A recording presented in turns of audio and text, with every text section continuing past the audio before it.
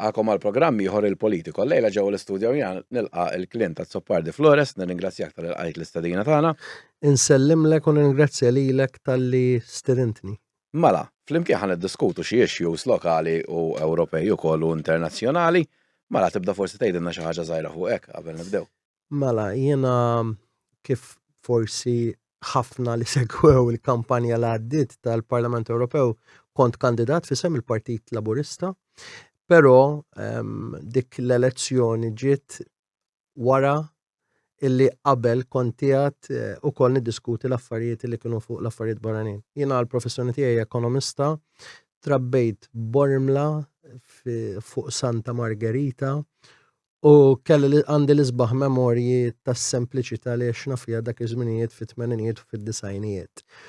Minn dak iż-żmien lemm imbagħad imxejt il-qudiem bqajt għaddej anke bl-istudji tiegħi u spiċċajt nagħmel ukoll anke esperjenza kemm studji barra minn Malta l-Ingilterra u anke wkoll esperjenza fi Brussell meta wkoll ħdimt viċin ħafna tal-istituzzjonijiet Ewropej għal kważi 8 snin sħaħ ġifieri il-Parlament, anke l-Kunsill dar Malta hemmhekk ġifieri fi Brussell. U qabel dan kollu kont ukoll ħafna engagements ma' l-European Central Bank għax kont naħdem il-Bank Ċentrali dak iż-żmien ukoll. Okej, mela, mill-elezzjoni tal-Parlament Ewropew li għaddiet inti kont kandidat mal-Partit Laburista, x'esperjenza ħadd minnha din? Ara, l-isbaħ esperjenza li kelli minna dik l-elezzjoni kienet illi erġajt mort lura għall-eruq tiegħi. Jiena bdejtlek kelli l-isbaħ żmien illi qattajt meta kont żgħir Bormla fid-disajnijiet u tmeninijiet. U dik l-elezzjoni tatni realizzazzjoni sħiħa ta' kif kont ngħix qabel. Ġifieri dik il-ħajja li tas-sempliċità, tidħol anke fid-djar tan-nies, jilqawk, jispiċċaw anke jagħtuk l-affarijiet biex tiekol u biex tixrob. Ejsek tad-dar. Qisna konna l-komunità. U dik kienet l-isbaħ esperjenza li nista' ngħid ħadd mill-elezzjoni tal-Parlament Ewropew illi nkun man-nies, qrib in-nies u li jekk anke kien hemm persuni jew tnejn jew tlieta li rnexxi li ntejbilhom ftit ħajjithom għax forsi intervjenejt u ħadu dak li kien mistħoq lilhom, tatni sodisfazzjon kbir anke li mbagħad bnejt dik in-narrattiva politika li isma' hemm bżonn li tingħata ċertu attenzjoni wkoll anke fuq ċertu affarijiet soċjali. Mhux għax ma sarx, imma xrid isir u hemm bżonn li jsir aktar b'aktar attenzjoni b'mod preskrittiv ngħidlu jiena. Biex jintlaħaq kulħadd. Mela, tista' tgħid jiena ovvjament kont insegwi lilek u kandidati oħra waqt l-elezzjoni tal-Parlament. Għalilek sirt nafek qabel. Ġifieri indirana b'taħħa sirt nafek qabel.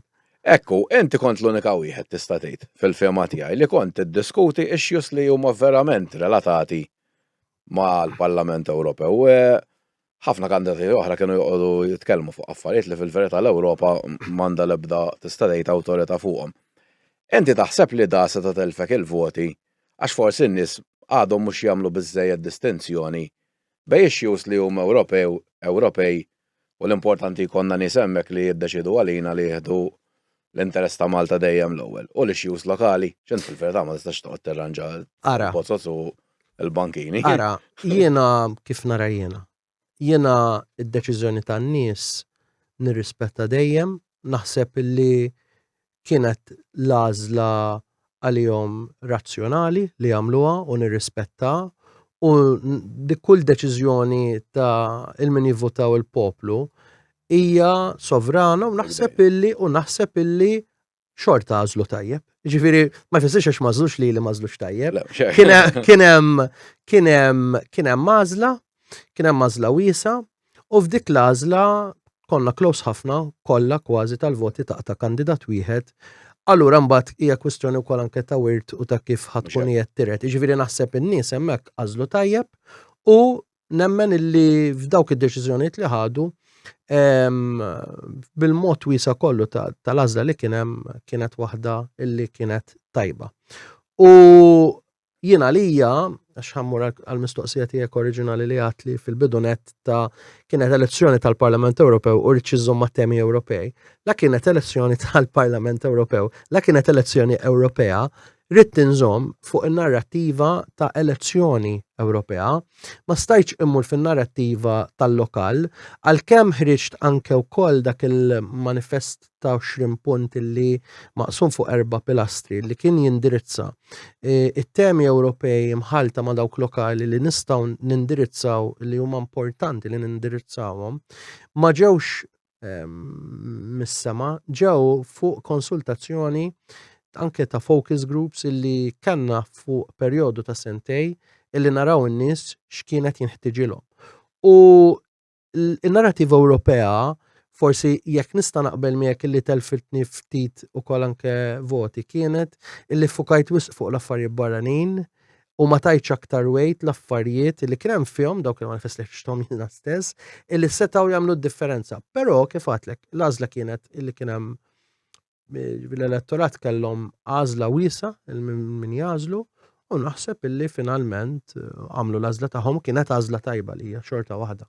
Għawent l-ewwel darba li kont qed tikkontesta wkoll bħala tal-MPs. Ifhem, jiena l-ewwel ara kienet esperjenza li anki jiena kont bejn ħaltejn jekk nagħmilix. One għax jisni qatt ma rid inkun fil-politika. U t-tieni waħda kienet illi ma rridx nispiċċa isek il-persuna li trid tgħid ċertu affarijiet b'mod politiku illi jista' jkun iweġġew xi ftit waqt kampanja n-naħa l-oħra.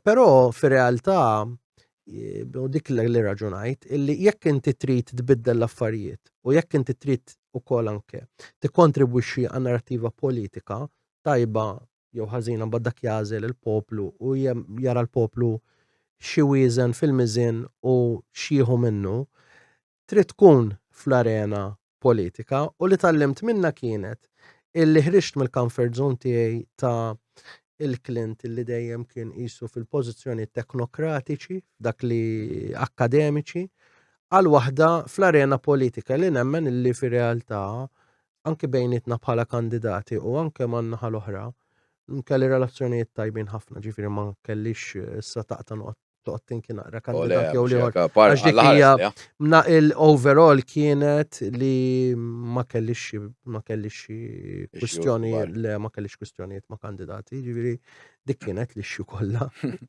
All right, issa illum il-ġurnata li għaddiet ovvjament dik l-elezzjoni, inti għadek attiv fil-Partit Laburista? Għad, jiena nista' ara ħanaqsama fit-tnej. Jiena qisni ili fil-Partit Laburista kemm li ngħix aktar milli minix. Jiġifieri indirettament u direttament u aktar involut u mhux involut kienet dejjem fil-ħajja tiegħi bħala Partit Laburista, anke meta konna qed inservu l-pajjiż Brussell, inti vera tkun inqtajt minn Malta u tkun inqtajt minn Partit Laburista fil-kor tiegħu u inti televa lilek innifsek biex isservi l-pajjiż għax inti finalment il-pajjiż qed isservi mhux il-Partit Laburista, imma xorta qiegħed qisek timplementa dak illi ikollu gvern bħala manifest fuq l-affarijiet barranin fuq affarijiet Ewropej. Jiġifieri minn dak il-lat qisni xorta bqajt insegwi wkoll anke l-politika Malta u x'qed jagħmel il-Partit Laburista kemm ma konniex direttament involuti.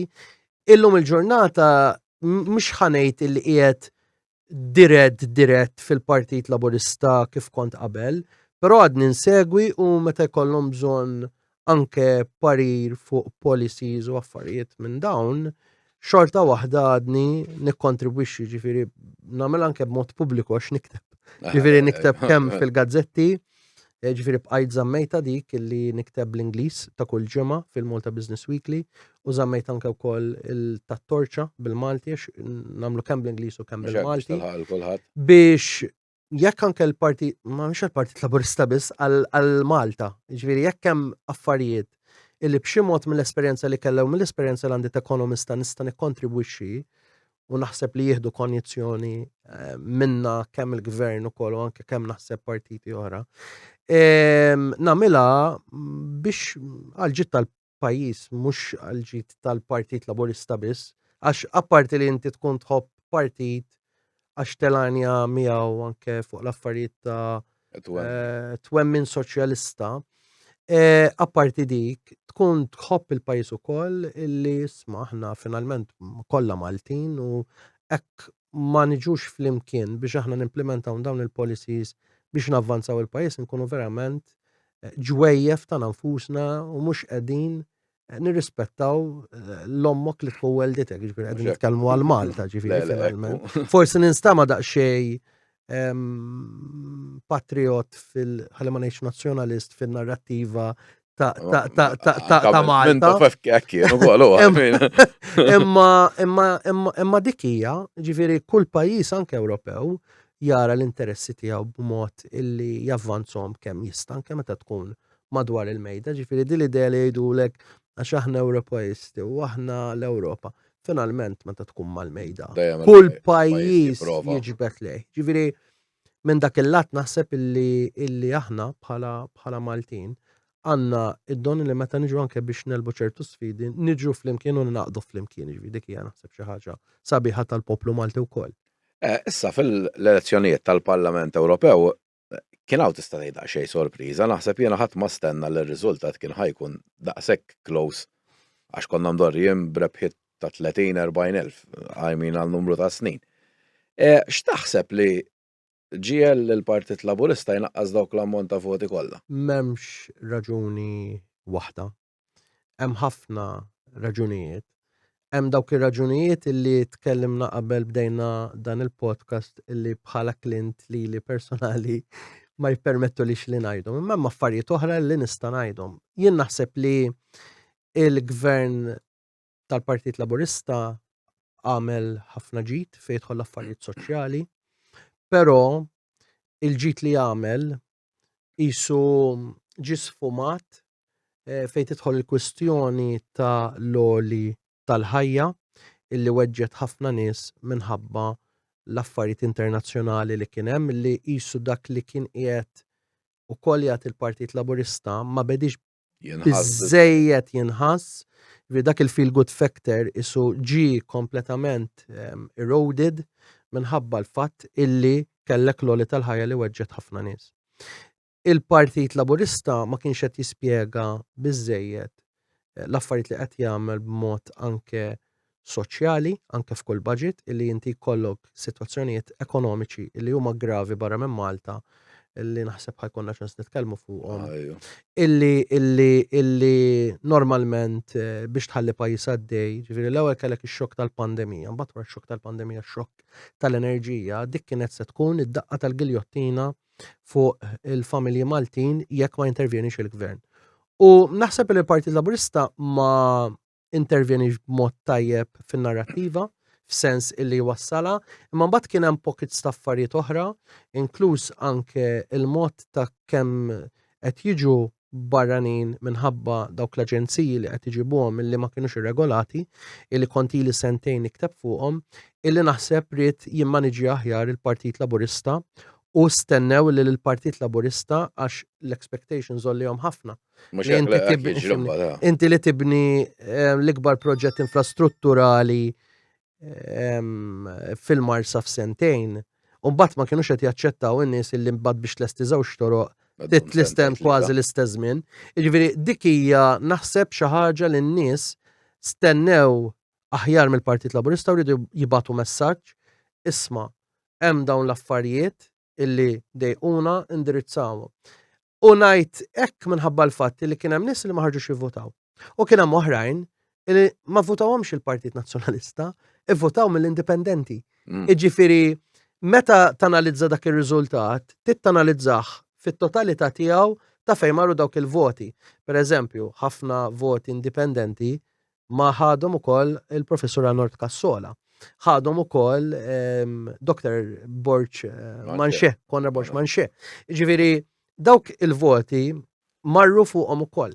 Ġifieri trid tara wkoll li r-riżultat kien qisu wieħed ta' skerz Għaliex, għax kellek ukoll anke kwistjoni fej qatt ma kellna illi jkollok President ta' Parlament Ewropew fuq tikit ta' pajjiż.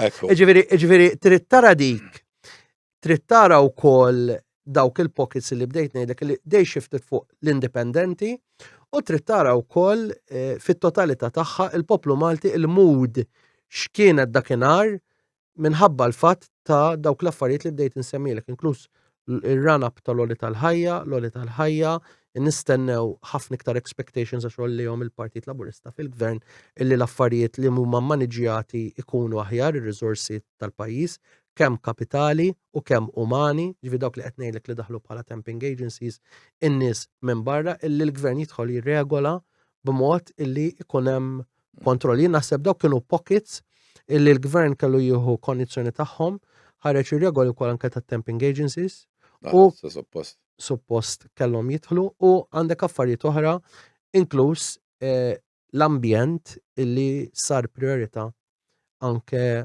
għal Maltin. Ġifieri dik hija xi ħaġa illi ma tistax inti tiffoka r-riżorsi tiegħek b'aġenzija tajt li qed tagħmel ħafna affarijiet imma mbagħad fl-istess ħin għandek pockets illi qegħdin jibnu. Ġifieri n-nies meta qed tevalwa fil-miżin bħal meta tevalwa fil-miżin x'għamel tajjeb il-Partit Laburista, dik l-evalwazzjoni tagħmel. Ġifieri kien hemm ħafna affarijiet illi ġraw apparti wkoll il-kwistjoni li kien hemm ukoll illi kien hemm affarijiet illi setgħu ħarbtu wkoll anke b'mod politiku f'dik il-kampanja ta' 5 ġimgħat in-narrattiva minn qabel anke min jista' tressaq il-qorti, min jista' jitlaq pulling out of commissioner, ġifieri ġraw ħafna affarijiet illi ħarbtu l-kompożizzjoni kollha. Però mbagħad meta tara ir-riżultat tal-Kunsilli Lokali hemmhekk tinduna illi fil-waqt illi f'tal-Parlament Ewropew kien hemm distak ta' 8,000-9,000 vot, f'tal-Kunsilli Lokali kien hemm fuq 20,000 vot.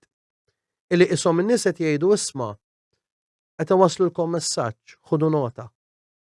Ġifieri aħna rridu lilkom tigvernaw, però rridu verżjoni aħjar milli għandkom illum.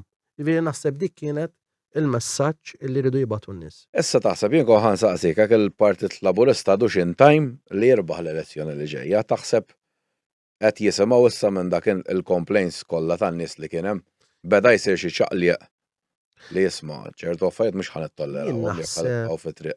Jien naħseb bil-kontra tissaqsija, jekk għax fadal tama li il-Partit Nazzjonalista jirbaħ l-elezzjoni. Ġifieri dik tissaqsi u tgħidli għal xiex għax bl-ebda offiża lejn in-naħa l-oħra ta' ġifieri qegħdin nitkellmu b'mod illi qed nanalizzaw ir-riżultat. Għaliex? Għax mis-sondaġġi li hemm u mis-sondaġġi li tara tgħidli s-sondaġġi huma stampa ta' dakinhar. Mis-sondaġġi li nara jiena u din qed ngħidha mill-esperjenza li kelli anke fi żmien anke Alfred Sant meta kien ikun hemm il-Partit Laburista fuq quddiem fuq il-Partit Nazzjonalista, imma mbagħad meta tiġi l-kwistjoni ta' il-min tafda l-aktar bħala kap biex imexxi l-pajjiż, anke l-finanzi tal-pajjiż, kellek il-Partit Nazzjonalista dak iż-żmien, jiġifieri il-kap tal-Partit Nazzjonalista. Dit darba qiegħda bil-kontra, jiġifieri il-Partit Laburista il-kap tiegħu, jiġifieri qegħdin nitkellmu l-mexxej, il-Partit Laburista għandu mexxej mhux kap. Huwa fdat darbtejn iktar kważi mill-kap li hemm tal-Partit Nazzjonalista. Li dik imbagħad meta tiġi l-elezzjoni ġenerali tkun manifestata waqt kampanja elettorali, meta n-nies ikunu d-dar qegħdin jieklu, qegħdin mal-familja l-ħadd, qegħdin janalizzaw, qed jagħmlu l-bilanċi kollha fil-miżin kif marru kif jistgħu jmorru, u mbagħad jgħidulek isma' dak li qal wettqu bid-difetti kollha li ġraw, mela aħna jaqblilna nibqgħu hemmhekk jekk morna aħjar. U mhux jiġifieri mhux qegħdin nitkellmu li jkun hemm ħafna affarijiet tal-Facebook. Dawk ma joddux, il-Facebook naħseb jiena għandu jkun sekondarju għall-ajjat li jkun hemm u tħalli n-nies u inti twassal messaġġ politiku lin-nies illi jażlu huma fil-kwitt ta' darhom.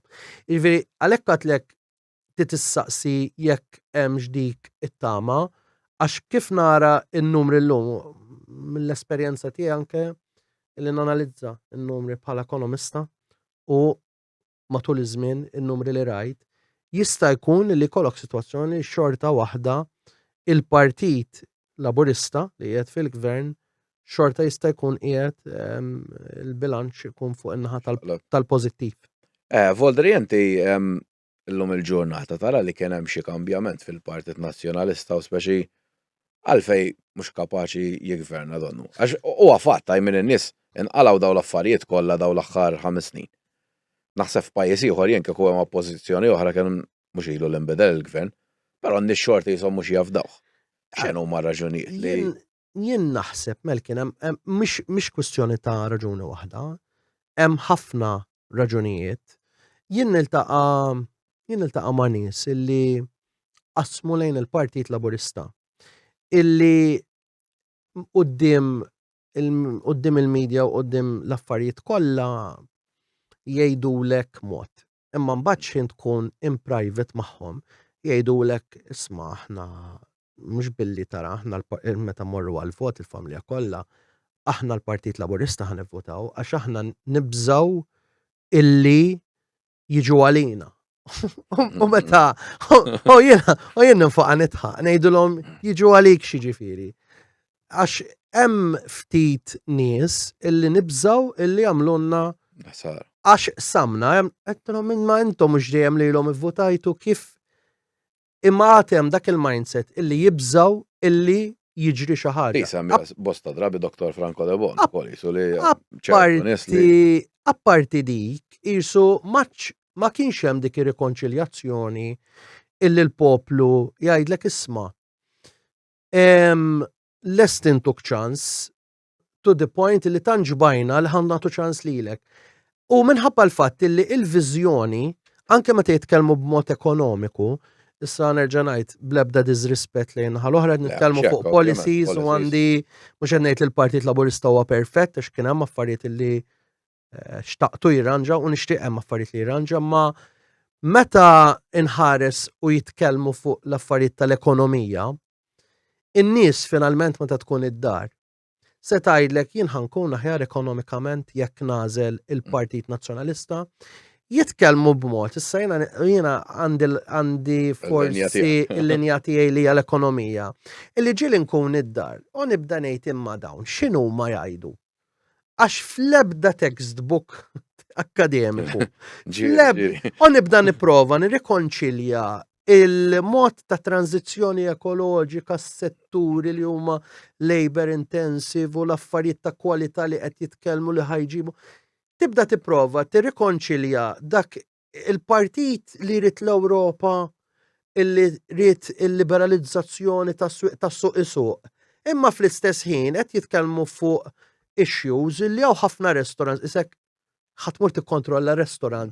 Jiġifieri mhux il-kwestjoni ta' is-suq jiddeċiedi kemm ikonna ristoranti, illi jitkellmu b'mod ħafna avukati, bl-ebda disrispett lejn l-avukati, x'ina ma nistax nitkellem fuq il-liġi kriminali u l-liġi ċivili, għax m'iniex avukat. Imma fil-linja tiegħi nibda ngħid għaliex ħafna avukati jibdew jisparaw fuq Facebook u nibda nitħaq. Għax nibda ngħid imma kieku daw marru għall-eżami u kelli l-professura u li kelli l-Ingilterra, Professor Spencer, jew ejja nitkellmu xi professur ieħor tal-ekonomija li kelli Smith jiktbulu dan fil-karta. Dawn fail. Laqas ċans jagħmlu revision paper. Laqas jagħmlu residna sema ginħalhom għax jgħidulhom isma' you're in the wrong subject, mur u tallem xi ħaġa oħra.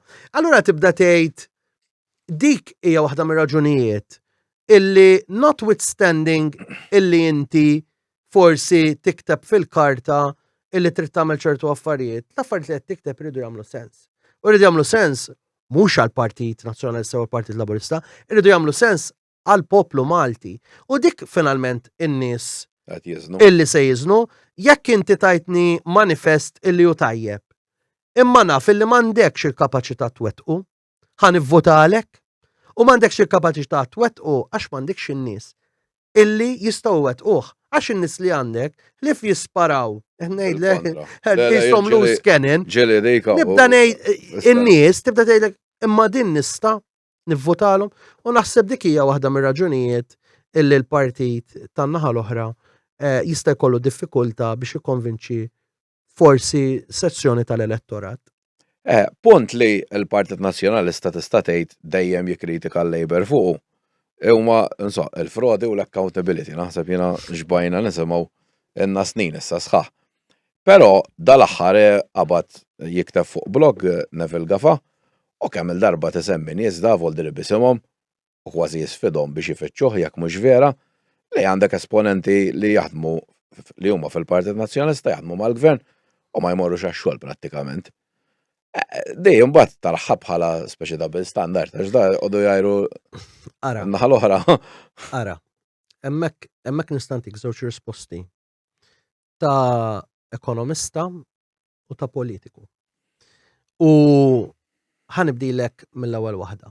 Mela, bħala pajjiż meta jqogħdu jgħidu li għaxew ħafna korruzzjoni. Il-korruzzjoni li rajt il-Belġium u l-korruzzjoni li rajt ġo l-Olanda u l-mod ta' kif jagħmlu l-affarijiet. U li ġenerali. When you dig deeper, ġifieri meta tgħix fis-soċjetà magħhom titħallat and you dig deeper, tinduna li dak li they portray barra huwa biss fasad, image. Għax fir-realtà ċertu affarijiet jixxukjawk. Case in point, u din kont nitkellem fuqha, għadhom kemm ukoll anke kien hemm kwistjoni tal-Kummissarju tal-Belġium, Didier Reynders. Ġifieri tibda tgħid u ċertu affarijiet tkun smajthom anke fi ċriki tad-diplomazija. U tibda tgħid, ġifieri mhux Malta, ġifieri kull fejn hemm il-flus, kull fejn hemm il-poteri ċriki, dejjem hemm lok. Iktar minn flus, iktar ikun hemm taħwit. L-Olaf kienu jgħidulna, konna ngħidulhom ma din hija proven iwa kull fejn hemm il-flus, kull fejn hemm lok ta' abuż. Issa, sta għalik kemm inti ikollok checks and balances in place u jkollok sistema robusta biex inti dawk l-abbużi timmitigom jitnaqsu. U anke inti jekk kien hemm xi frodi tmur għalihom u tiġborhom. Ġifieri dik hija u l-penalties li jkun hemm, ġifieri mhux għax inti Ġermaniż m'intix korrott, imma tant għandek affarijiet li jistgħu jippenalizzawk u jissanzjonawk illi taħsebha mhux darba ma xar darbiet biex inti tagħmel xi ħaġa. Ġifieri mhux qed ngħidu għax bejn bniedem u ieħor, imma s-sistema tkun iktar ħarxa biex inti tagħmel ċertu affarijiet. Issa, jiena tajtek il-tweġiba tiegħi bħala bniedem bħala ekonomista li jien nista' ngħidlek illi kemm ili ħaj ix-xogħol dejjem mort anke waqt illi jiena immur intervisti dejjem ħadd il-leave b'mod statutorju li għandi dejjem applikajt, jiġifieri dejjem ġie approved, jiġifieri dejjem mort tax-xogħol u taj dejjem aktar. Issa bħala politiku jiena nemmen illi jekk inti trid tmexxi bl-eżempju billi jekk inti għandek job full time, mhux talli tagħmel ħin tiegħek, talli tagħmel aktar u inti qed tagħti eżempju. Issa jiena mhux ħanidħol fil-kwistjoni ta' min imur ix-xogħol u min ma jmurx ix-xogħol minn naħa l-oħra, jien fuq personali nista' ngħidlek li dejjem mort ta' xogħol, però bħala politiku kieku jiena nkun politiku li għandi ċertu intelligenza, jiena qas irridhom imorru joqogħdu jdakru lil dak u ieħor f'ċertu sezzjonijiet. Ġifieri jagħmlu bil-Malti tgħid ħadd instema' naqa' kruda l-ħaġa u mhux suppost ngħidha, bil-Malti politikament jagħmel li pjaċir flok joqgħod idakkar lil dak u ieħor fuq il-post tax-xogħol fuq ċertu affarijiet li ġie kultant qas ikunu minnhom. Għax inti timla llum, timla għada, ċertu sezzjonijiet jibdew idakru għomlok u jagħmlu għomlok. Ġifieri tajtek risposta kif suppost għandha tkun. U supposta xkieku naħseb illi qas biss nitkellem fuqha. Għax la taf biha kieku jiena iktar naħseb ma ngħidix milli kieku ngħidha. Imma ovvjament dik qala xi ħadd li indipendenti fuq blog għandu kull dritt u jekk irid jikteb u jkompli jikteb itseffri naħseb country li għandu dritt li jikteb within the boundaries tal-liġijiet illi ma jagħmlulux libel jew ieħor, ġifieri għandu kull dritt jikteb u naħseb illi għaliex il-Partit Laburista naħseb qala xi ħadd li huwa indipendenti. Ġifieri għalhekk tajtek żewġ risposti li huma dawk personali kif suppost. U dak li kieku nkun jiena x'nagħmel għażis nitkellem fuq nħallihom f'sens aħjar milli jqogħdu jdakruli l-dak il-dik l-oħra u l-oħrajn li naħseb illi ġraw f'dal pajjiż mod politiku apposta u tħallew apposta kemm naħa u kemm naħseb matul is-snin ta' 30 sena li forsi insegwi xi ftit naqra l-politika minn 14-15 sena konna nsegwu naqra żgħira li dejjem tisma' dak hekk u dak hekk li ġraw matul is-snin. Però kif għatlek naħseb illi jekk inti tittoqgħod tippontifika ta' Puritan, naħseb li għandek tibda minn ġewwa li tgħidilhom isma' if anything għatu naqra ħin tax-xogħol ukoll tagħkom. Jekk verament huwa dak il-każ. Mela biex inkomplu daqsxejn ukoll fuq id-double standard. Se niftakru kemm kienet qamet kritika kbira kontra Joseph Muscat meta għamel ftehim tal-enerġija mal-Azerbajġan. Kienet donna ħataqad dinja fuq Malta. Iżda daw kif jaf kulħadd bdiet il-gwerra fl-Ukrajna u l-Ewropa marru jiġru malajr jagħmlu ftehim mal-Azerbajġan u tgħix kemm ftaħru daw li jagħmlu ftehim.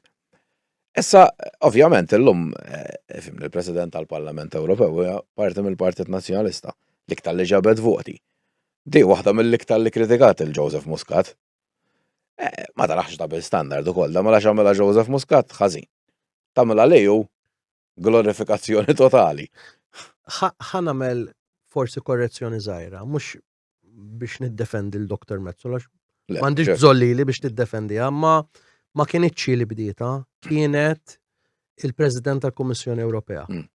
Jiġifieri huwa minnu illi sirna nafu illi għamlet ftehim mal-Azerbajġan il-President tal-Kummissjoni Ewropea Ursula von der Leyen. Tant illi dak iż-żmien kien għadu jismu Twitter u mhux X, sirna nafu mis-social media illi ħatmur tiltaqa' ma' reliable partners, more reliable partners u mar tiltaqa' mal-Azerbajġan. Ġifieri naħseb f'dak il-każ Dr. Roberta Metsola kienet maqtuwa l barra minna, x'naħseb laqas forsi ma kienet taffija din u qabdet u marret għax tagħmel l-affarijiet minn jedda dak iż-żmien kienet qed tagħmelhom minn jedda x'kien hemm ukoll anke l-urġenza li jsiru. Issa tgħidli sarux b'mod trasparenti jew kellhom x'isiru dak huwa argument ieħor. Però meta marret hemmhekk il-ġurnata ta' wara, il-ġimgħa ta' wara, ktibt artiklu fuq il-Malta Business Weekly minn għalija kien jismu Values in Freefall jew à la carte values. Ġifieri l-Unjoni Ewropea ma jistax ikollha valuri għar-Russja, valuri għall-Azerbajġan u valuri għall-Vant Nofsani. Ġifieri jekk inti temmen f'xi ħaġa, ħadd applikaħħa dejjem. Kollhom kien suppost. U tgħidli x'inti tajt inti. Jien l-argument tiegħi dejjem kien. Jekk inti u ktibta, jekk inti ħatmu l-Azerbajġan, ħajtijulek il-gas, imma ħajkollu leverage politiku fuqek biex da imur jixkupa Nagorno-Karabakh. U x'inhi Nagorno-Karabakh biex jifhmuna n-nies. Dan huwa territorju illi huwa disputed kien bejn l-Armeni u l-Azeris u kienu joqogħdu lura għax anke wkoll kien ikollok l-Unjoni Ewropea dieħla titkellem il-punent. Il-moment illi tom il-gas kien il-moment illi militarment jista' jmur u jixkupa u kif fil-fatt għamel u kif ħadd ma tkellem fuqha illi mbagħad x'għamel qabad daħal militarment ġo Nagorno-Karabakh, xkupa l-Armeni xi 90,000 ruħ il-barra, ħadilhom kollox u il-territorju u rrid jiddepożita mal-UN li dik hija l-art tiegħu. Ġifieri, meta inti qegħdin nitkellmu li r-Russja daħlet b'mod ta' aggressjoni ta' armi ġol Ukrajina, stat sovran illi daħal b'mod b'aggressjoni ta' armi. U l-istess ħaġa għamel Ilham Aliyev tal-Azerbajġan f'Nagorno-Karabakh għax huwa disputed territory imma xorta daħalem u ħada, xorta b'arms aggression. Ma tapplikax il-valuri fuq ir-Russja mod u fuq l-Azerbajġan ieħor, ħafna qaluli li jiena mhux qed nqabbel l-istess. Jiena naħseb illi il-moment illi tajtom blank check biex imorru jixkupaw l-Armeni għalija illi inti ma titkellimx fuqhom fuq il-minoritajiet, tilfu darhom, din l-Ewropea tas-solidarjetà jiena nafa, x'kienu jgħidu lilna f'kull minorità, allura tibda tgħid l-ipokrezija tagħha ta' il-President ta' Kummissjoni Ewropea ta' Ursula von der Leyen imnebħa mill-fatt illi għandha issues personali kif nara jiena mar-Russja li huma jista' jkun kulturali ġejjin familjari, jista' jkun u anke mit-tfulija, ma nafx, li meta ġiet biex fil-politika, fin-narrativa politika tagħha, meta ħarġet kontra ir-Russja li ma kellix tkun il-wiċċ dak iż-żmien, m'għamlix l-istess ħaġa meta għamlu l-kwistjoni ta' Nagorno-Karabakh l-Azeris. Issa, tgħidli dawn mhux affarijiet barranin, imma l-Unjoni Ewropea mhux bħala Common and Foreign Security Policy ma kellix terġa' wkoll anke titkellem a favur l-Armeni li spiċċaw barra mit-territorju dawn kienhom snin jgħixu hemm. Ġifieri ħajjithom familjari ma jafux aħjar. Illi inti tipprovdi għall-inqas statement sura ta' nies forsi ħarġu xi wieħed jew tnejn l-ammulaw u xejn aktar u mbagħad tiltaqa' mal-pajjiżi l-oħra bdew jgħidu li hu leaders u l-pajjiżi l-oħra li qed jgħidu u l-Azerbajġan ma tmurx. U mbagħad ma marriċ ma kienx rappreżentata għax qalu xi ħaġa l-Ewropa, u mbagħad ma taċċi iktar għax qed tittikli l-gass. Mela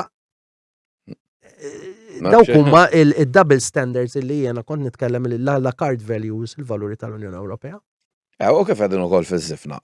Li jgħod waqfet biex ovvjament ikun hawn kemm jista' jkun inqas gwerer fid-dinja u speċjalment fl-Ewropa, però jidher li dal-aħħar ftit snin l-Ewropa mhix qed tipprova tuża d-diplomazija biex ixxerret il-paċi u tipprova tagħmel paċi pjuttost qisha titfannar.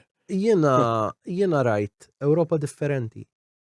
Jiena minix kontra l-Unjoni Ewropea, anzi naħseb kont wieħed minn dawk li kont favur l-Unjoni Ewropea.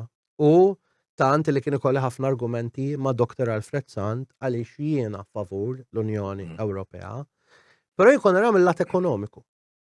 Ma konx nara mill-lat politiku. Alfred Sant kien hemmhekk diġà. U kien jara mill-lat politiku. Illum qiegħed nista' ngħid fl-istess livell taħsib illi kellu Alfred Sant fl-2003 għal-modus operandi ta' kif jaħdmu internament.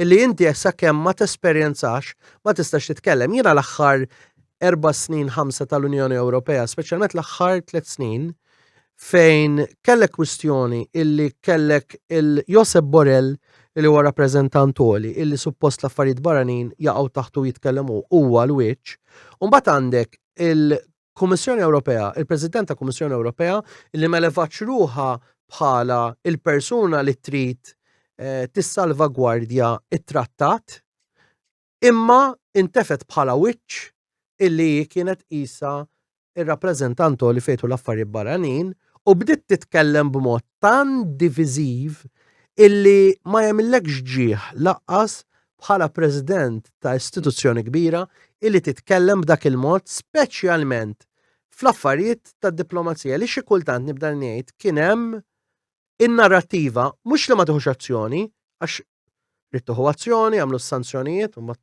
kulħadd jaf x'ġara għax is-sanzjonijiet inti jekk tieħu like it-tella pakkett ta' sanzjonijiet kull ġimgħa kull 15 qed tħarbat il-pattern il-pattern ta' trade, ġifieri tal-merkanzija minn fejn timporta u tesporta. U hemmhekk tant kien hemm isterizmu, il-narrattiva tagħha tant kienet isterika illi ma kienx tagħmel ġieħ il-Kummissjoni Ewropea fejn tidħol l-affarijiet ta' biex inti iżżomm ċertu narrattiva ta' politika li ma teskalalekx. Jiġifieri kien hemm kwistjonijiet li naħseb illi l-Unjoni Ewropea pereżempju kulħadd kellu jżomm postu f'dak il-mument biex l-affarijiet intafuhom milli nkabruhom, imma kif fil-fatt ma ġarax. Issa, ovvjament kif semmejna ftit xhur ilu kien hemm l-elezzjoni tal-Parlament Ewropew. Il-partiti tista' tgħid tal-lemin estrem u euroxettiċi żiedu fil-voti mhux ħażin. Iżda però ma dan kollu xorta tmexxija tal-EU, prattikament baqgħet l-istess baqgħet von der Leyen, għamlu alleanzi jien naf li ma partiti li ma jaqblux magħhom, però basta b'xi mod jew ieħor diżammet il-poter hemmhekk. Da taħseb nuqqas imma ta' demokrazija wkoll fl-EU. Għax in-nies mhux iħossuhom imbagħad rappreżentati. Ara, inti l-Unjoni Ewropea il-mod ta' kif tiffunzjona hija komplessa ħafna. U l-Parlament Ewropew huwa kompless iktar. Għaliex il-Parlament Ewropew huwa magħmur minn gruppi differenti. Issa, hemmhekk tara l-abbiltà, jiġifieri ejja nkunu onesti, li kollok President tal-Parlament Ewropew mill-istess partiti li għamel żewġ termini mhix preċedent, jiġifieri li qiegħda tagħmel bħalissa Dr. Roberta Metsola għamlu Martin Schulz qabel. Ġifieri għamlu is-soċjalisti, ġifieri minn dak il-lat m'hemmx preċedent u seħħet. Ġifieri li kollok żewġ termini wara xulxin, ġifieri għandek 5 snin, għamilha Martin Schulz. Issa. Mill-lat liħor li inti jirnexxilek toħloq u tilħaq bilanċ u kompromessi ma' partiti oħra huwa l-mod ta' kif jaħdmu l-fazzjonijiet anke fil-Parlament Ewropew. U hemmhekk tara l-abbiltà ta' min ukoll qiegħed internament hemmhekk illi jifhem it-terf politiku ta' dik l-istituzzjoni ta' kif għandu jilħaq dawk il-kompromessi. Kif fil-faġġara. U ovvjament l-PP huwa l-aktar partit li ġab voti fil-meta toqgħod toħodha fit-totalità tiegħu. Għandek ukoll is-soċjalisti u l-gruppi l-oħrajn. Jien naħseb illi mill-mod ta' kif ġew l-affarijiet, kieku verament ma rridux jivvotawla lil von der Leyen kollhom kull opportunità li ma jivvotawlix.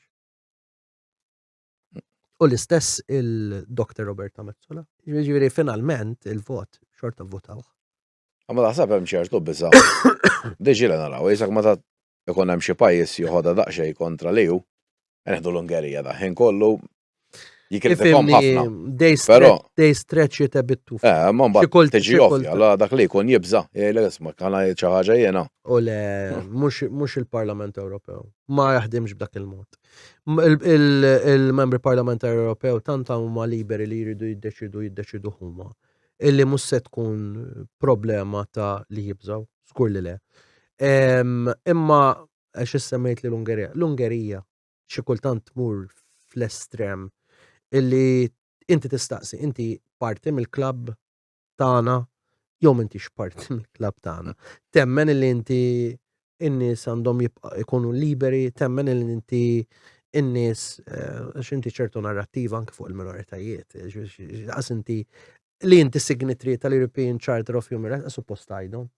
Jiġifieri they do push it to a level illi jisma' għalhekk qed tilħaq kompromess fuq l-affarijiet. Jiġifieri hemmhekk minn dak il-lat mhix kwistjoni tal-Ungerija, però li jindaħlu b'mod dirett fuq pajjiżi anke teknoloġija u social media u dawn l-affarijiet ngħidlek li iva. U naħseb huwa platform illi xi kultant ngħid illi iridu jilħqu aktar l-aspirazzjonijiet tan-nies rather minn joqgħod iparlaw fuq jekk affarijiet li qas jagħmlu sens ġol-Parlament Ewropew ġieli. Issa hemm ftit ilu kellna elezzjoni ġewwa r-Rumanija. Rebaħ kandidat li Georgescu. Li mhuwiex daqstant pro-EU, imma għandu ovvjament ċaqlib iktar lejn Russja. Da ifhimni ma nemmenx li kombinazzjoni, qalu li l-elezzjoni kienet imbabsa u li titterġa' ssir. U di qed naraw naqra speċi, ma taħsibx imma li di vera kulħadd irid jiġbed lejn il-ħabel in-naħa tiegħu imma. Ara, għandek ħaġa hemmhekk. Mela, ir-Romanija tittara Romanija bħala pajjiż. Ir-Romanija qiegħda tibni NATO base bħalissa. Jiġifieri hija NATO ally u qiegħda fin-nofsinhar tal-Ukrajina u il-President li jitla se jkun qed jinfluwenza l-affarijiet barranin b'mod b'saħħtu ħafna fir-Rumanija. Issa, jien naħseb jien kif nara jiena u bl-ebda mod jiġifieri mhux qed ninterfjeri fl-affarijiet tagħhom. jien naħseb li inti kollok elezzjoni u il-qorti tiddeċidi li ma ssirx elezzjoni, meta suppost issir elezzjoni, hemmhekk ukoll diġà qiegħda tbeżżani il-kwistjoni li kif ma saritx l-elezzjoni għandha ssir. Però fuq il-kwistjoni ta' TikTok, naħseb illi eventwalment, jekk verament Georgescu joħroġ, naħseb illi b'xi mod jislow jawulu. Ġifieri social media tiegħu b'xi mod ħad tiġi slow. M'għandniex dubju. U nitkellem mhux ħanejdlek conspiracy theories, imma nafx ngħidlek fuq għadi, fuq tas-social media. Għax jista' jkun li kien hemm kandidati fil-passat li jibboostjaw kemm jibboostjaw xorta mhux il-livell tal-free tal-oħrajn. Aħna nafu xi ġifieri wkoll. Jiena ġifieri mhux kwistjoni ta' u meta tara jekk verament daw ma jiltaqgħu ma' Elon Musk ta' ex Twitter u verament għamlu backroom deal miegħu li jekk jibda jaqta' l-affarijiet mis-social media u ma jimponulux penali, hija xi ħaġa xokkanti. Illi jiena għalija l-istituzzjoni tal-Kummissjoni Ewropea kibret b'mod illi saret xi kultant ngħid tirannika. Mhux qed ngħid li hija hekk, imma hemm il-periklu illi tasal fil-periklu għal dak it-triq meta jkollok body immexxi minn Ġermaniża illi verament huwa kbir, illi għandu poteri enormi fl-Ewropa. U ħanajda b'mod illi mhix normali li jkollok Ġermaniżi jmexxu Kummissjoni Ewropea, ma tantx hija normali, illi tkun għamlet żewġ termini, imma mbagħad ħankunu morna f'livell li u qed tgħid li din ħadd ma ħajfhimniex ħanajt, imma min irid jifhem u min intelligenti li jrid jifhem u anke media li trid tifhem il-livell ta' skrutinju li jsir fuq il-kumpaniji privati fuq affarijiet ta' minflok għandek inti s-suq kif jaħdem. Is-suq jaħdem demand, supply u l-prezz. Inta lix konna nqogħdu ngħidu l-komunisti li jiddeċidu l-prezz u jiddeċidu l-kwantità għalhekk komuniżmu għax kienu jindaħlu centrally planned. Li jindaħlu għalhekk kollok in-nuqqas, ix-shortage, prezzoli, preżbar. Jiġifieri dak kien l-antitezi ta' suppost li huwa s-suq ħieles. Imma llum il-ġurnata dak il-livell flok qed nagħmluh bil-prezz normali ta' demand u supply, filosofikament, għalkemm hija xi ħaġa li tista' tagħmel sens għax tnaddaf fil-kontinent Ewropew, xorta qed nagħmluh bil-prezz tal-karbonju. Jiġifieri jiena jekk inti għandi dan il-mobile fidejja, jiena naf kemm trid kemm ikollok emissjonijiet tal-karbonju bħala kumpanija biex tipproduċi dal-mobile. Allura nista' ngħidlek lilek qed tħammeġ daqshekk, trid tikkontrolla din, trid tagħmel hekk. Inti nżilt fil-istess livell ta' centrally planning, flok bil-prezz, shadow price ta' karbonju, illi inti l-kumpaniji privati ġibtom b'mod illi tfajtom ġo straight jacket, illi it can grow out of proportion f'livell ta' granularity li tista' f'dak il-livell ta' poteri tkexkxek isek tbeżżek illi jisma' tmorru sa dal-livell, hija xi ħaġa li jista' jkun li hija tajba mill-livell li inti tkun taf x'inhuma l-emissjonijiet tnadda fil-pajjiż, tnadda fil-kontinent, imma hemm dak il-bilanċ illi rid nagħmel parentesi tagħha. Illi ma tkunx qiegħed tiddevja minn dak tal-libertà tas-suq ħieles, l-ekonomija tal-market illi nemnu fiha għal wieħed illi ġiba kontrollata fuq l-istess livelli li jiġri f'pajjiżi li huma li ngħidu aħna li huma tiranni u komunisti. Jiġifieri tkun taf dak, jiġifieri mhux qed ngħid li ma jsirx skrutinju, imma dak il-livell ta' skrutinju għalhekk qedlek bdejtlek Ġermaniżi, dak il-livell ta' skrutinju f'livell ta' poteri kbar ta' istituzzjoni ibeżżani illi xi darba, mhux xi darba, jista' jkollna każ illi it doesn't grow out of proportion li tiġi tirannika. Jiena dik l-unika ħsieb filosofiku illi beżżani li tkellimt fuq waqt il-kampanja u miskwotawni kompletament. U fil-fatt biex ngħidu kollox minn ħafna kumpaniji li qed jispiċċaw jitilqu mill-Ewropa mhux jibqgħu kompetittivi. Anke banek. Ma tistax banek. anke banek qed jitilqu. Jgħidulek aħna l-business hawnhekk mhux m'għadux profitable bir-regulations kollha li hawn. To be fair, nkunu onesti. Jiena ma naqbilx li inti jkollok kumpaniji li jqogħdu jħadmu nies u jisfruttawhom fis-soċjal. La ebda dubju. Issa fuq dak il-livell ta' skrutinju ħankun qed nagħmluh ukoll għax mhux biss l-ambjent u l-tibdil fil-klima, huwa s-soċjal u l-governanza wkoll. Jiġifieri u bħala super regulatory power l-Unjoni Ewropea illi hija global actor enormi fejn l-affarijiet li inti tinfluwenza anke s-swieq ta' kontinenti oħra, anke li ġej minn pajjiżi barra l-Ewropa, il-raw materials, u kol tittamil dak l-iskrutinju. Iġviri, għalek qed ngħidlek xi kultant nibża, iġviri, il-ħsieb filosofiku, min qed jaħdimhom jaf x'inhu jagħmel. U jaf x'inhu jagħmel għax meta naqra regulation għal-oħra, x'huwa x-xogħol tiegħi. U nibda nillinkja waħda mal-oħra kemm il-banek, kemm il-kumpaniji, naf ninduna li jafu x'inhu ma jagħmlu.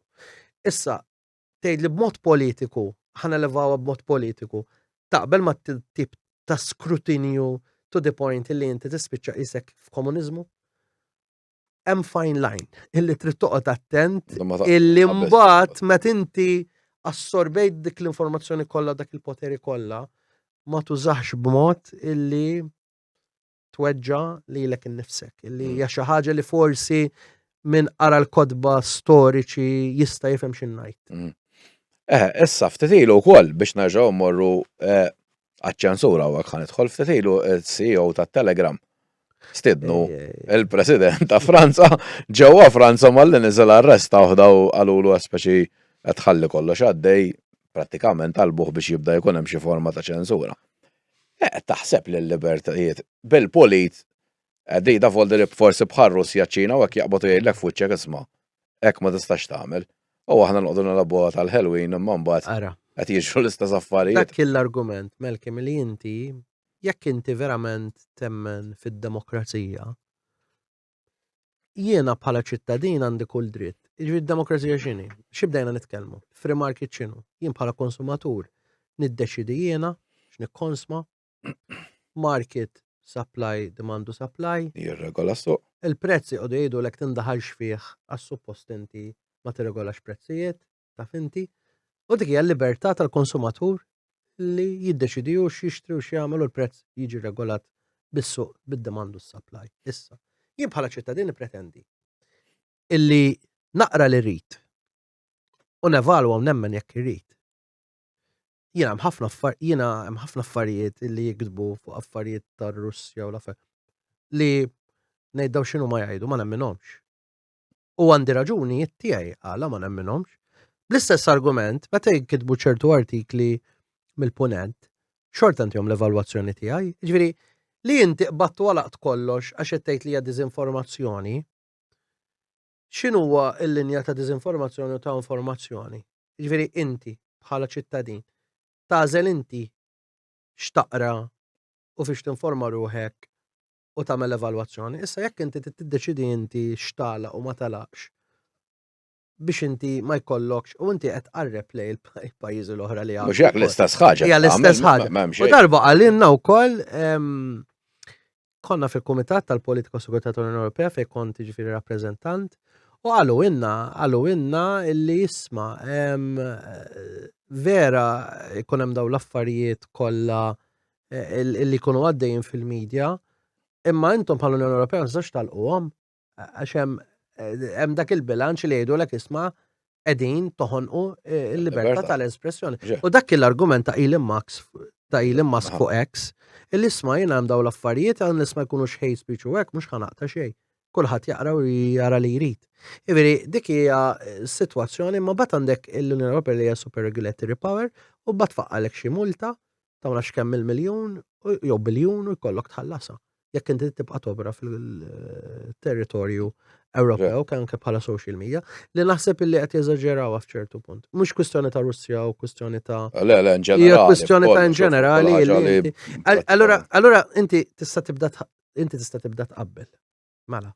Morna b'mod granulari fuq shadow price fuq il-karbonju, il-livell ta' informazzjoni. Morna fuq il-medja li qiegħda tingħalaq li jidrilhom huma. Allura inti x'qiegħed tqarreb hemmhekk? Inti għadek l-Unjoni Ewropea li hija free jew qed tqarreb sistema li inti tikkritika li qed tiġi viċin tagħha fuq dawn l-affarijiet. Illi nittama ma jkunx hemm istanzi oħra illi jibdew qarbuk lejn dawk is-sistemi illi xi kultant jibdew isaħħu taħt imnieħirna u laqas biss nindu. Case in point kienet il-pandemija. Il-mod ta' kif għalqu n-nies ġewwa, għalqu travel, għalqu l-affarijiet kollha. Hemmhekk għandu jkun hemm protokolli sħaħ fl-Unjoni Ewropea tax talmu minna tax għandu jkunu biex ma jħonqux il-libertajiet tan-nies. Xejn ma tagħmilx differenza lili fl-Unjoni Ewropea jekk jiġi Slovenja jew kux qiegħed l-Italja. Tgħidli ħabba pandemi imma għandu jkun hemm il-protokolli. Ħabba health nifhem imma għandu jkun hemm protokolli sa fejn tittasal, sa fejn laqta. Ġifieri daw it-tip ta' affarijiet minn dawn l-aħħar 5 snin huma affarijiet li xxukjawni. Naħseb kien test tajjeb il-COVID jien raw li mandunaw minn qed nagħti eżempji sħaħ tagħhom. Affarijiet li ġraw.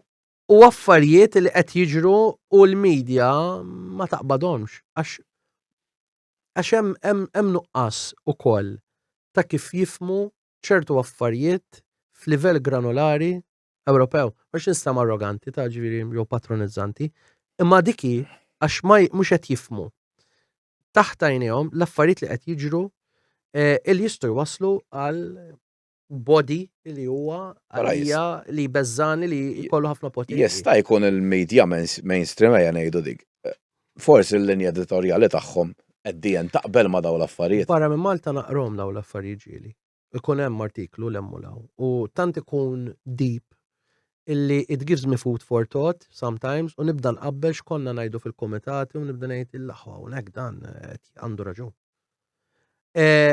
Aw Malta ngħixu naqra f'Bubble u meta nikteb xi ħaġa fuq gazzetti lokali. Jgħidu dak bniedem kontroversjali.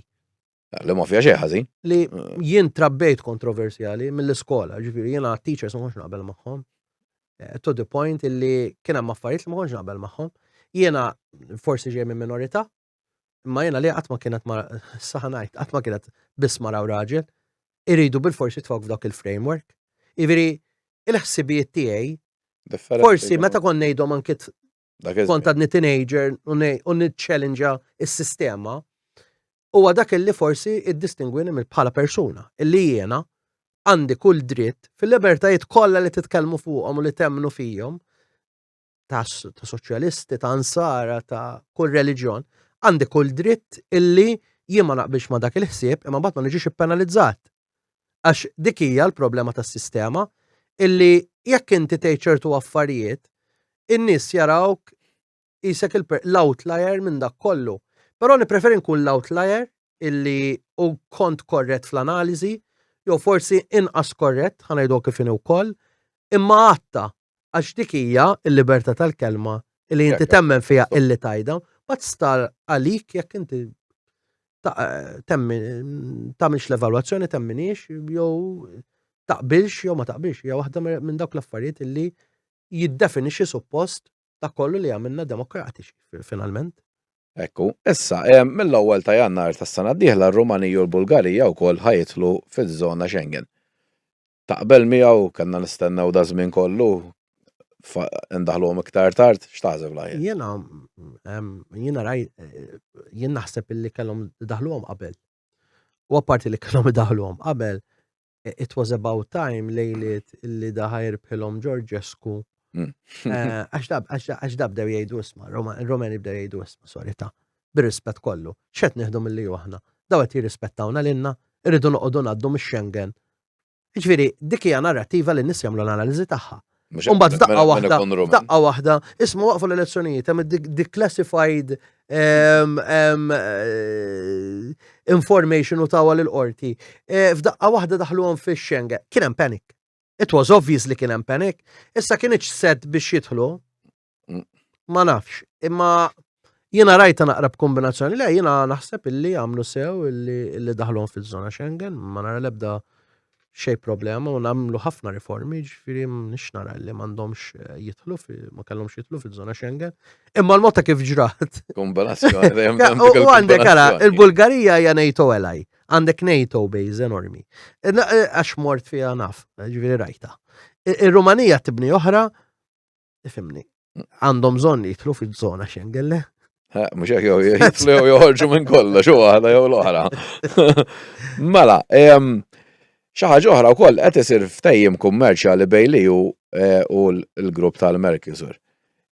Da forsi tispjega daqsxejn fuq x'inhu lin-nies, speċjalment fejn tidħol il-bidja.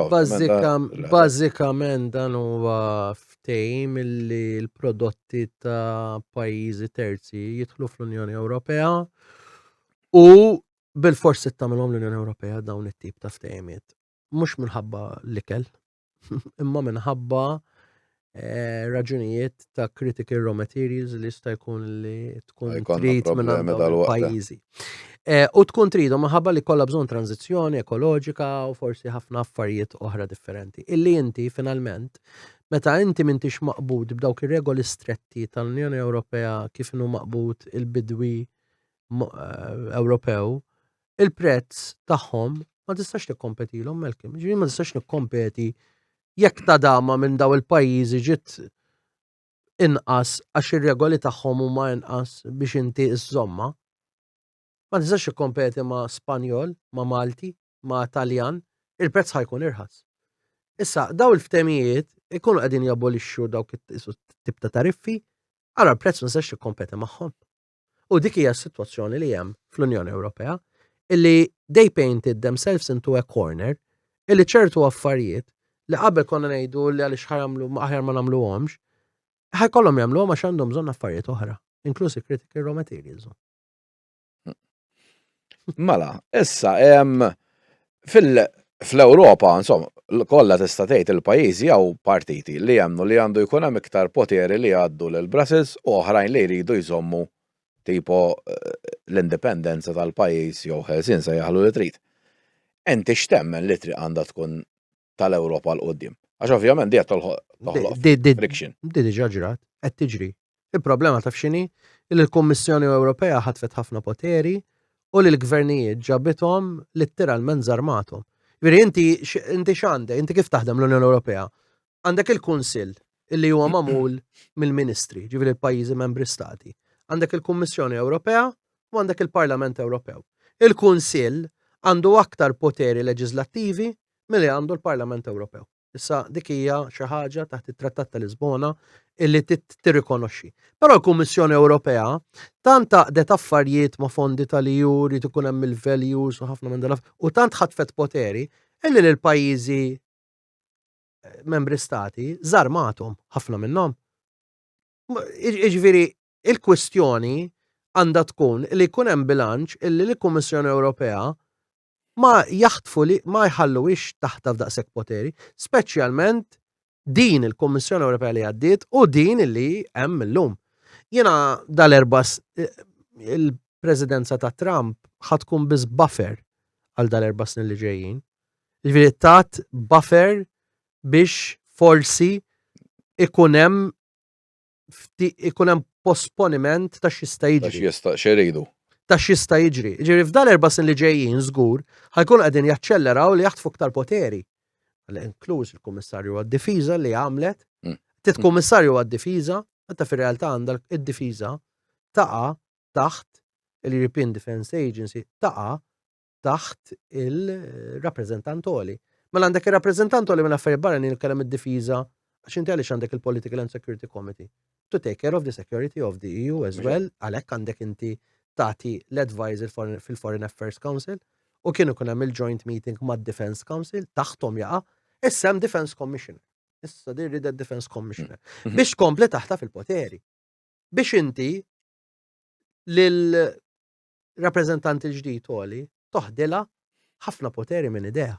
Ejveri, ejja nqoddu attenti x'inhu għaddej f'dan kollu. Ġifieri min mhux qed jara dal-affarijiet, naħseb illi għandu jagħmel a deeper analysis ta' il-politika Ewropea kif ħatkun qed tiffettwa il-kull membru stat Ewropew Mhux x'qogħdu ngħidu aħna neutrali. Le, mhux hekk beyond the point. neutralità. Issa hemm l-ewwel ovvjament semmejna tħanna daqsxejn fuq kif li huwa tteħħedderi għall-gwerra tal-Ukrajna u Russja. Ovvjament nafu li hu flimkien mal-Amerika għamlu sanzjonijiet, għasna f'kemm il-pakkett għamlu daw jagħmlu wieħed kull 15 għadhom għaddejjin sissa u ma qalu li bdew is-sanzjonijiet ir-Russja ħadd tispiċċa kellha tfalli insomma Putin jirreżenja mhux tal-li ma ġarax dan kollu tal-li daw saru r-raba ekonomija tad-dinja llum qabżu l-Ġapan ukoll bħala da. X'taħseb fuq del-biċċa speċi tibqa' taħdem kontrina fil-verità di. Jien naħseb illi kien hemm miscalculation ta' x'se jkunu l-effetti tas-sanzjonijiet. Tgħidli ma tagħmel xejn, qatt li ma tagħmel xejn, inti rid deterrent biex ma jibqax għaddej minn fuq l-Ukrajna. Insomma, so illi tawa l-armamenti biex tirreżisti l-Ukrajna. Però kien hemm miscalculation u li ġiet immanifestata u rreżonata anke mal-elettorat Amerikan. Illi il-loli tal-ħajja li nħoloq minħabba dawk is-sanzjonijiet, illi anke kien hemm miscalculation mill-lat ta' l-ekonomija Amerikana, tant weġġet nies, ġi mhux loli tal-ħajja biss solew il-prezzijiet, illi meta bdew jollu anke wkoll ir-rati tal-imaxxi kollok loan, ħajkompli jkollhom, jiġri inti għandek loli tal-ħajja li m'intix tleħħaq, inti għandek qed taqlaħħa darbtej u 3 darbiet. Mela inti tieħu il-żieda tal-loli tal-ħajja sena blura, ġifieri ġat lajdaqqa. Fl-istess ħin, għaw Malta ma ġara xejn, ġifieri ir-rati tal-imax ma għax assorbewhom il-banek għax għandhom biżejjed likwidità. Ma jisselfux mill-Bank Ċentrali Ewropew biex jerġgħu jselfu. Mal-Amerika mela weġġaw bir-rata tal-loli tal-ħajja. Weġġaw bir-rata tal-imax meta reġgħu għallewhom biex jikkontrollaw l-loli tal-ħajja. Allura nies għalkemm dit tikber l-ekonomija. Ħadd ma beda jħossa għax inti għandek time lag. Inti mhux li tikber l-ekonomija biss. Inti illi il-flow tal-flus kemm tkun qiegħda wkoll anke timxi fl-ekonomija u qed tħoss illi inti m'intix tiġi ikkalpestat b'dak kollu li għaddej minn taħt, timmanifesta wkoll f'kull household, ġifieri kien manifestat ukoll anke fl-elezzjonijiet tal-Amerika, manifestat ukoll anke fl-elezzjonijiet Ewropej. Ġifieri żdiedu anke wkoll il-lemin estrem u din għatta sentej qabel. Ġifieri meta u kwotawni anke Lovin Malta, għalu li jiena kont ktibt jekk ħamru f'dik id-direzzjoni, stennew li ħajkun hemm aktar partiti tal-lemin estrem li ħajżdiedu. Għaliex inti finalment il-populizmu jieħu over. Issa, once li jieħu over għandek problema biex tikkontrollah. Dik hija xi ħaġa oħra. Ġifieri meta inti qed tgħidli illi is-sanzjonijiet u r-Russja għandha l-problemi tagħha ekonomikament, imma kont nistenna li kollha aktar problemi. Fiċċew swieq oħra, ovvjament, però għal-nesek mhux se jkollu port li ma jfriżax, illi lilu tieħ aktar faċilità qabba l-merkanzija. Ma jistax jitla fl-istess livell illi għandhom pajjiżi oħra, anke minħabba il-ġar, merkanzija, anke ħabba żejt, u din oħra, din l-istanzjonaw anke l-żjud bil-vessels hawn, ġifieri biex inti ma jkunx insurance, daw jibdlu lek il-bandiera Ewropea u lek ma bandiera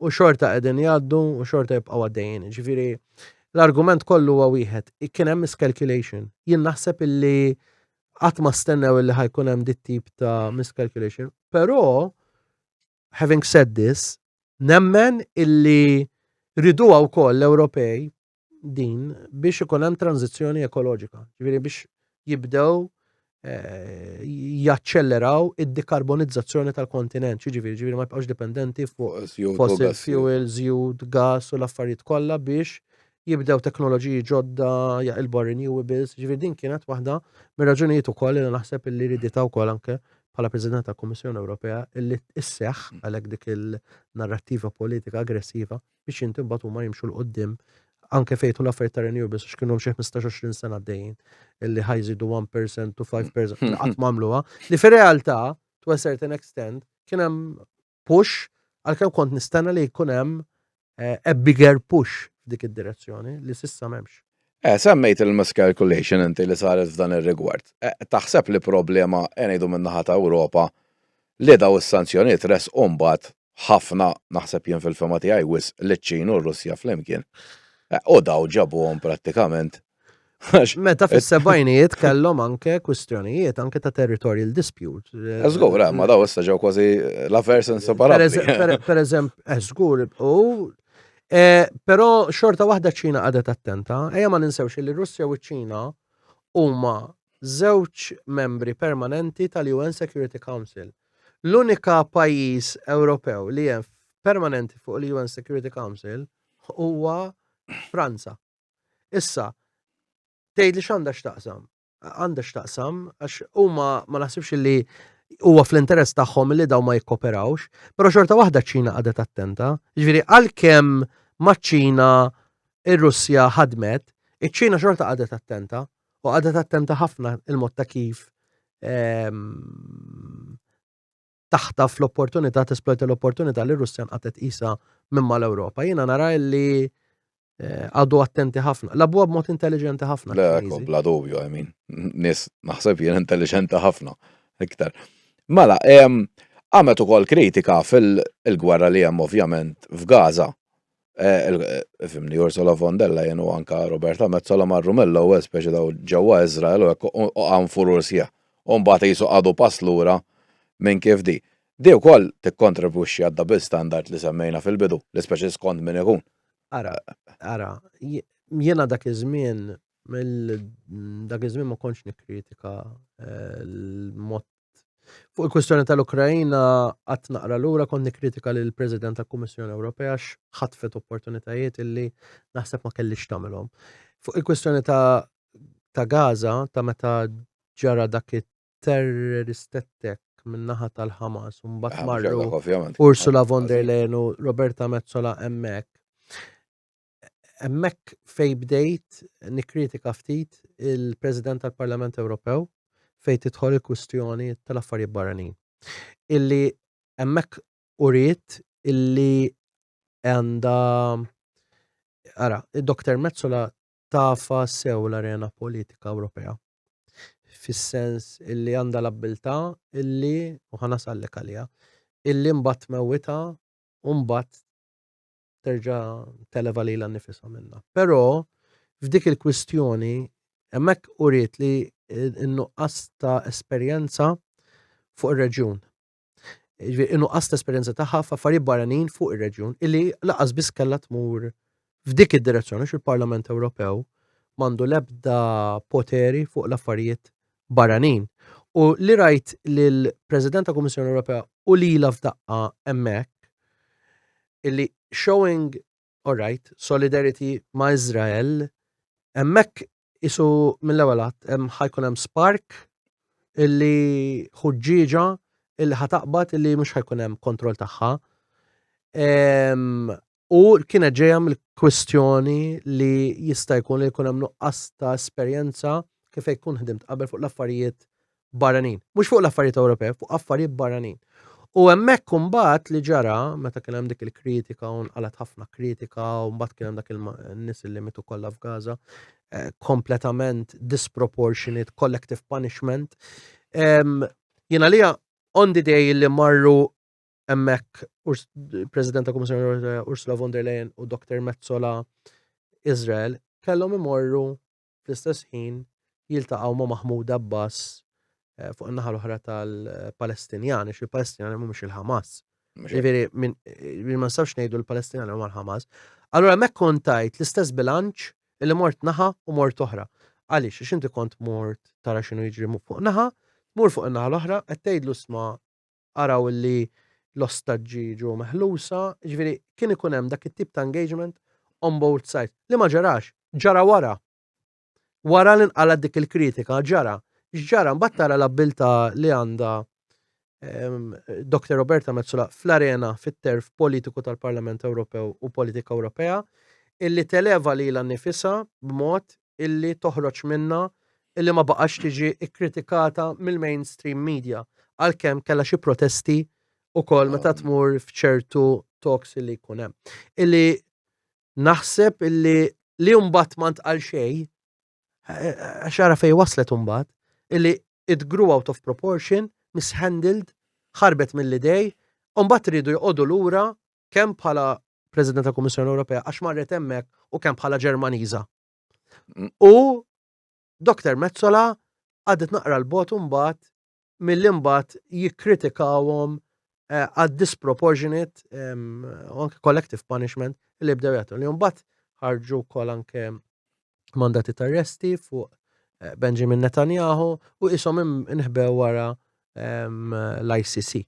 U l-ICC jista' jkun li issa kif ikun hemm Trump jerġa' ma jirrikonoxxihomx, ma jagħtix kasu. U Benjamin Netanyahu jgħidilhom jien bħal Trump ma nagħtix kasu. U jinħabba wara l-Amerika u f'daw l-4 snin jirnexxielu mbagħad jagħmel għax meta rajt il-two-state solution li kienet ipproponuta mill-Iżrael fi żmien Trump kienet ċokkanti wkoll għax il-Gaza tagħhom literalment biċċa żgħira meta tibda tara dik that peace proposal tibda tgħid il-Palestinjani x'tawhom, ma tawhom xejn. U Ġerusalem spiċċat isha l-capital city, jiġifieri l-argument huwa meta jidħol l-affarijiet barranin u meta jidħol il-kumplessità ta' l-affarijiet barranin titoqgħod sa bajnej li tħalli the dust to settle qabel anke toħroġ statement u tgħid xi ħaġa u tidvera tqis xi tgħid għax kull reġjun huwa differenti. Dik ma kienx l-Ukrajina, din kienet il-Middle East u spiċċat literalment Gaza, Lebanon. Kulħadd involut regional conflict jispiċċaw.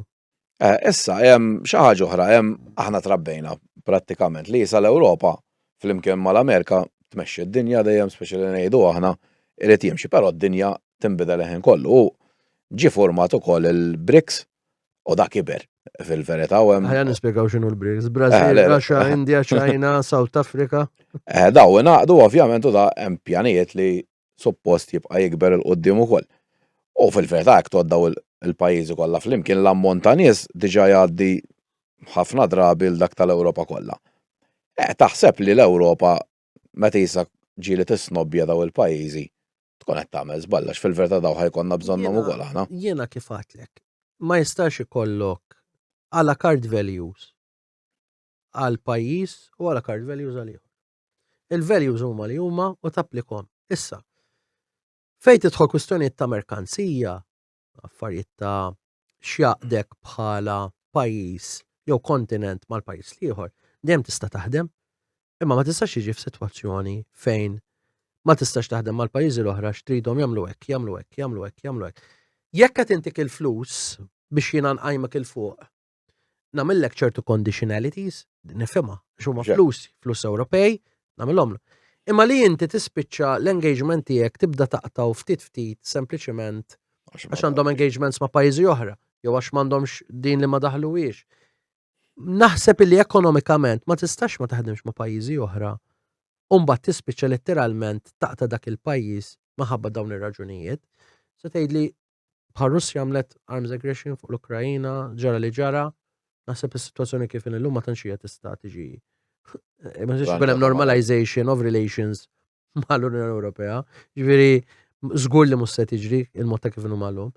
Imma ma' pajjiżi oħra ma tistax terġa' tapplika tgħidilhom isma' intom ma tistgħux tridu toħorġu tikkundannaw, naħseb hija deċiżjoni tal-pajjiż finalment x'jagħmel. Issa ftit ġimgħat wkoll kellna l-elezzjoni ġewwa l-Amerika u kif għedna rebaħ Trump. Dan xejn jkun ħajfisser għad-dinja forsi in ġenerali għax hemm min jgħid li l-ħares tal-għax ħajjaq iktar gwerer, però jibqa' l-fatt li da 4 snin li kien hemm hemmhekk gwerer ma qalx. Però għalan stabilta, joħroġ fuq Twitter kien jiktiblek xi ħaġa u kienu jċemplu jgħidu ma doffi rridu noħorġu statement fuq xi ħaġa hemm kriżi bħalissa f'dak ir-reġjun. Ġifieri kien jagħmelhom dal-affarijiet ukoll. Issa, però ovvjament li hu għajmin nafu kienu kontra Trump, Roberta Mezzola Tubifelli għadet attenta kif titkellem. Ma kienx dal-każ. Però naħseb kienet tagħmel hemmhekk tur li li jisu isma' ejja noqogħdu attenti għax imbagħad aħna xorta rridu naħdmu miegħu. Però l-MPs Maltin l-oħra kollha prattikament qalu li ma jridux il-Trump jitla'. Jekk nej differenti, ġifieri. Inti x'kont tgħid u x'taħseb li fil-ħajġ? Jien kont ngħid illi bħala policies il-mod ta' kif jistgħu jiġu u rejna u riet. Mela inti jista' jkollok partit li qed imexxi superpotenza bħall-Amerika li qed imaħfra l-Libnu. Mhux hekk. Tgħid Malta li naħseb. tgħid li Donald Trump ma m'hemmx affarijiet li mhumiex normali, għamel, mela. Imma meta inti tażel kollox, naħseb dak kollu tiegħu mhux ġibidni lejh.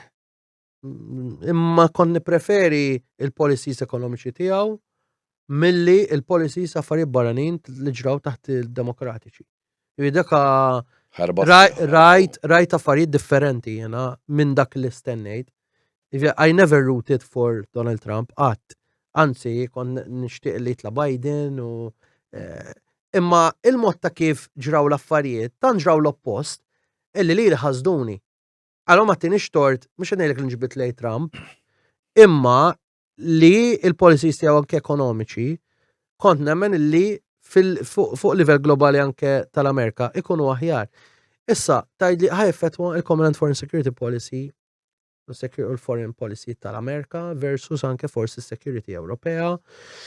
Ifimni jiena nasiba naqgħad diffiċli biex l-Amerikani jinqatom mill-Ewropej. Minħabba raġuni li meta anke kien hemm l-iffirmar wara t-tieni gwerra dinjija, ifimni, NATO li xinħolqot. NATO nħolqot biex l-Amerikani jżommu sieq fl-Ewropa u jżommu l-Ġermaniżi l-isfel. Għax l-ikbar, anke meta tara l-ftehim ta' 1940 bejn l-Ingilterra u Franza, il-ftehim kien illi bejniethom illi ma jkerġux ikun hemm aggressjoni Ġermaniża. Jiġifieri pajjiż waħdu dan. Ara xkellu tal-alleati to defeat Germany, jiġifieri ara x'saħħa industrijali għandhom bħala nazzjoni, ġifieri ejja nkunu realistiċi fiha kollha din, ġifieri li naħseb li jrid Donald Trump huwa illi il-pajjiżi li huma fin-NATO jonfqu dawk 2% tal-kejk tagħhom fil-militar. Dak ridu għall-Amerikani.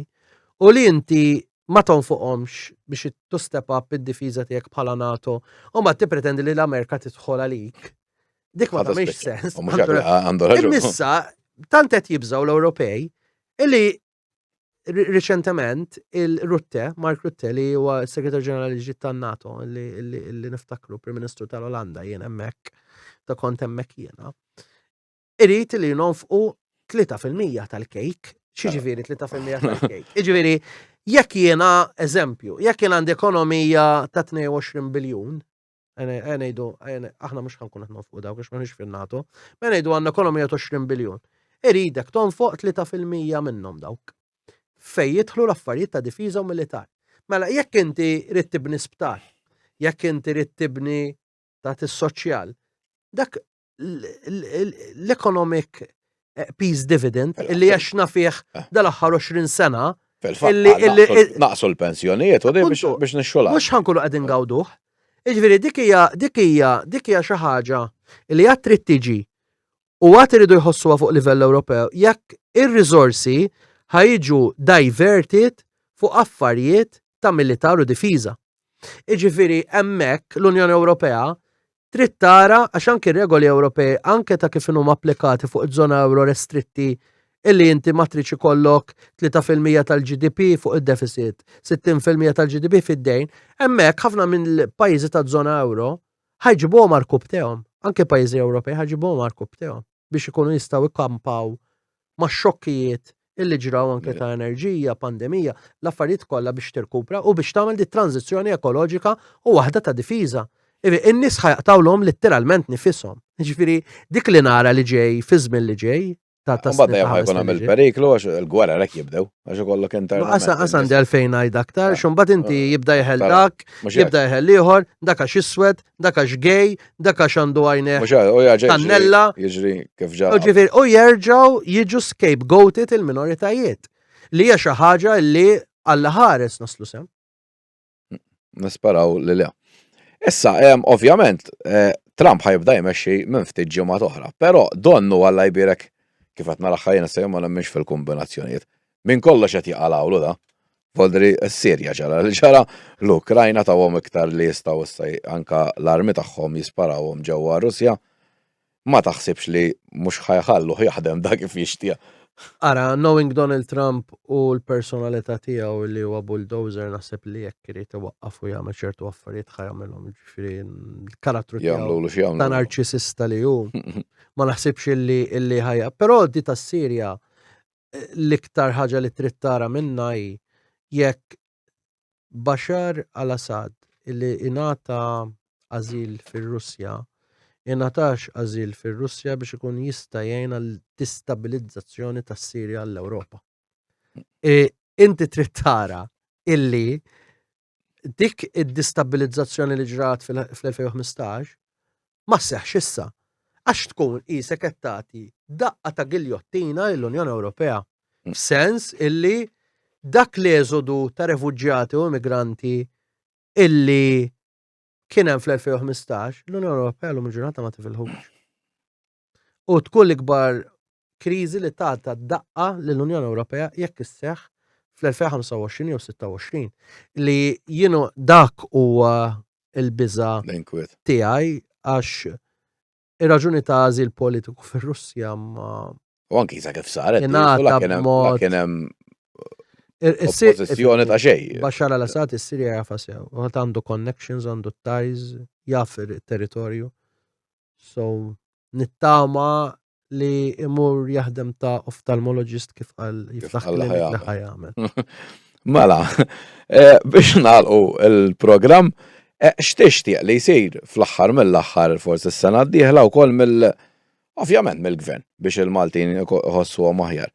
U wkoll f'livell Ewropew għax aħna parti mill-Unjoni Ewropea llum. Ara jiena nixtieq. Ekku kien hemm Ewropa marida, ovvjament ħanħossu. Jiena nixtieq l-Unjoni Ewropea ma tabbandonax is-soċjal. F'sens li ma jistax ikollok infiq fuq militar u difiża u s-soċjal tinsieħ. Ma jistax ikollok nies m'għandhomx fejn joqogħdu mhux qed jaffordjaw il-proprjetajiet u jintefqu l-flus fuq il-militar minħata tal-Unjoni Ewropea. Minħata gvern naħseb li jrid jagħmel il-Partit Laburista huwa illi jaċċellera b'mod aktar maġġel il-programm elettorali Malta flimkien.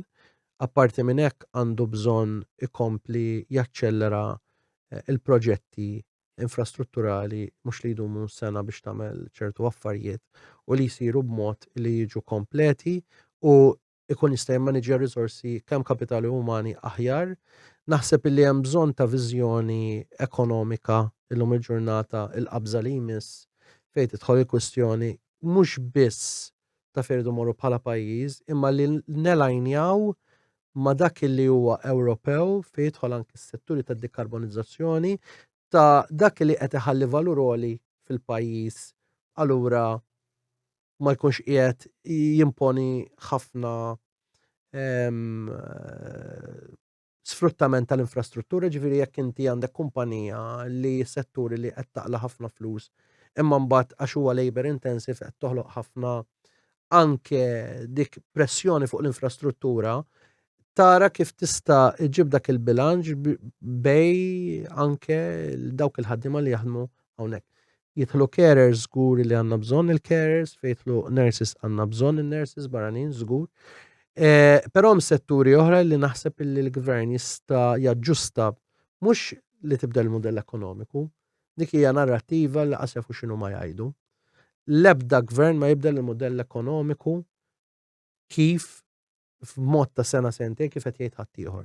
Dak ikun hemm qabża ta' livell ta' snin ta' viżjoni 20-30 sena biex. illi tibdel, illi taġġusta iva, ġen ħtiġijiet ta' Tal-lum. 10 snin ilu ta' meta tal-Partit Laburista mhux ħtiġijiet tal-lum ma' differenti. Però jibqa' l-fatt illi tant ħadem illi hemm in-negative effects tiegħu dak il-modell illi jiena li għandu jkun immanager aħjar ta' riżorsi, ippjanar aħjar fejn jidħlu ta' pjanar u naħseb illi fil-manifest li jmiss il-Partit Laburista għandu joffri anke ċertu safety nets ċertu nies anke fuq l-istess livell ta' kwalità li qegħdin jitkellmu kif kien iċ-child care forsi b'assistenza wara l-ħin tal-iskola anke b'xejn biex inti anke taqbad dawk it-tfal illi mhumiex qed jiġu offruti anke dik l-edukazzjoni tad-dar ngħidilha jiena li jkunu jistgħu jaħdu anke wara l-ħin tal-iskola. Naħseb illi hija manageable u tista' ssir u jibqa' dej anke bl-affarijiet tal-enerġija għax dik hija importanti li jżomm l-istabbiltà. U more than anything ma jinsix ikompli għaddej bil-prinċipji tas-soċjal li anke taf budgets ta' qabel. Ġifieri dik hija importanti ħafna biex in-nies ma jaqgħux lura speċjalment fil-kwestjoni li kien hawn tal-għoli tal-ħajja li iddum biex taġġusta ruha.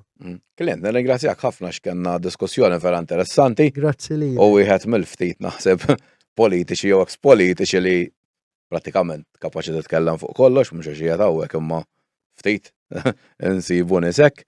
Nawguralek ovvjament il-festit tajba. Il-liġi ma nafx nitkellem. Għandna ħafna, għandna żejjed naħseb. Nawguralek mill-tħieni lilek il-familja xi xhur tal-miliet għandi ngħidlu mill-tħieni. U s-sena tajba lilek u l-familja u nawguralek saħħa more than anything lilek it-telespettatur semja kollha li jsegwuk. U meta konna saħar u meta ikollok il-pjaċir dejjem nilqa' l-istedini. Żgur nerġgħu nistednuk. Nirringrazzjaw it-telespettaturi tal-li kienu ma nallejlu ħeġġukom tarawna wkoll il-ġimgħa d-dieħla. Grazzi ħafna.